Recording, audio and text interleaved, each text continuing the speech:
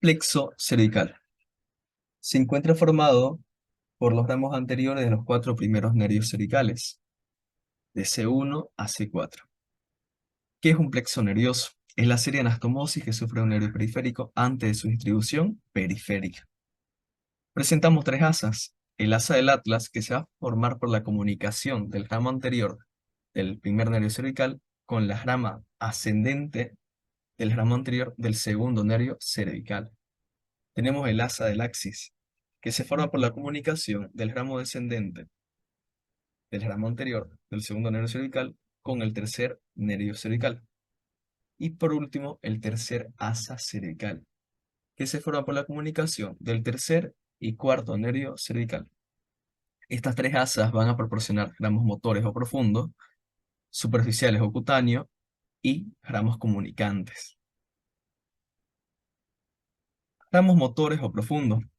Tenemos uno que destaca, el nervio frénico, que se encuentra en el triángulo de Cedilloto. El nervio frénico va a nacer por una raíz principal proveniente del cuarto nervio cervical y dos raíces secundarias inconstantes, C3 y C5.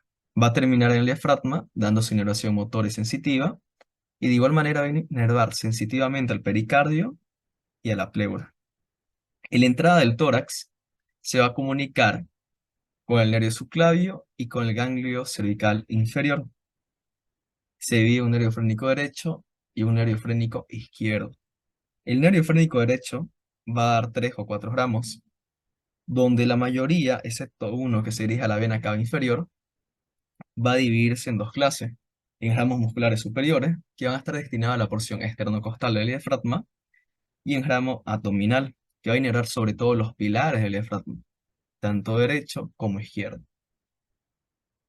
Se va a comunicar con filetes simpáticos provenientes del ganglio celíaco y va a formar con ellos el plexo frénico derecho.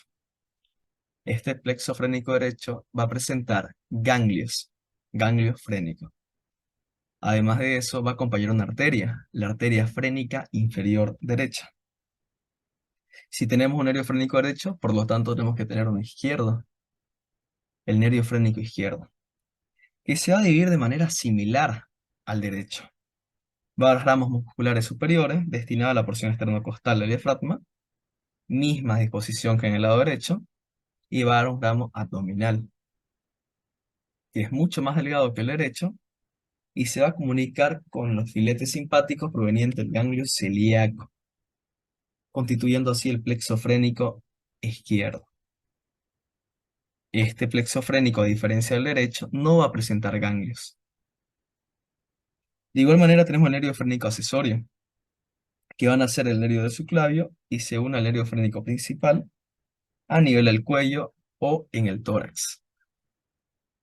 Otro ramo motor o profundo viene a ser el ramo descendente, que se va a unir al nervio hipogloso para formar el asa del hipogloso. Este asa va a inervar a los músculos infrayoideos. Para recordar a los músculos infrayoideos, tenemos que pensar en la siguiente mnemotecnia. Este hombre está tirado. Esternoyoideo, homoyoideo, esternotiroideo y tiroyoideo. Bien, pasamos a describir los ramos cutáneos o superficiales. Son el número de 4. El nervio occipital menor, que nace de la segunda asa cervical y se divide en un ramo anterior y otro posterior, destinado a los tegumentos de la región mastoidea y de la región occipital. De igual manera tenemos el nervio auricular mayor, que se va a desprender también del segundo asa cervical, se va a dividir cerca del ángulo de la mandíbula, o gonion, en dos ramos, uno anterior que es el aurículo parotidio y uno posterior que es el aurículo mastoideo. Tenemos el nervio cervical transverso, o nervio transverso del cuello. Este nervio también nace a nivel de la segunda asa cervical. Y el nervio supraclavicular se encuentra por arriba de la clavícula. Se desprende del cuarto ramo anterior y se va a dividir en ramos supraesternales, supraclaviculares y supraacromiales. Asimismo, vamos a tener ramos comunicantes con el tronco simpático, con el nervio accesorio, recordando así que el nervio accesorio da la inervación motora al músculo trapecio y al músculo esternocleidomastoideo, pero el tercer nervio cervical va a recoger la inervación sensitiva del esternocleidomastoideo y del músculo trapecio. También se va a comunicar con el nervio hipoglóso mediante una o dos ramas de la primera asa cervical y un ramo descendente del plexo cervical. Eso en relación al plexo cervical.